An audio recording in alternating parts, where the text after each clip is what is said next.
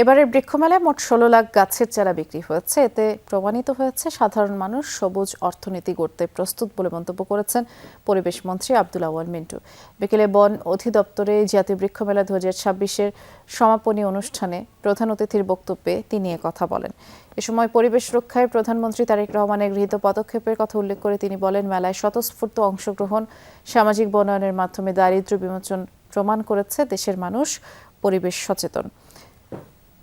মন্ত্রী আরও বলেন, ব্যক্তি ও প্রতিষ্ঠান পর্যায়ে বৃক্ষরোপণ অব্যাহত থাকলে দেশের বৃক্ষরোপণ লক্ষ্যমাত্রা অর্জিত হবে। প্রধানমন্ত্রীর বলিষ্ঠ নেতৃত্বকে সামনে রেখে পরিবেশ রক্ষায় সকলকে নিয়োজিত হওয়ার আহ্বান জানান তিনি।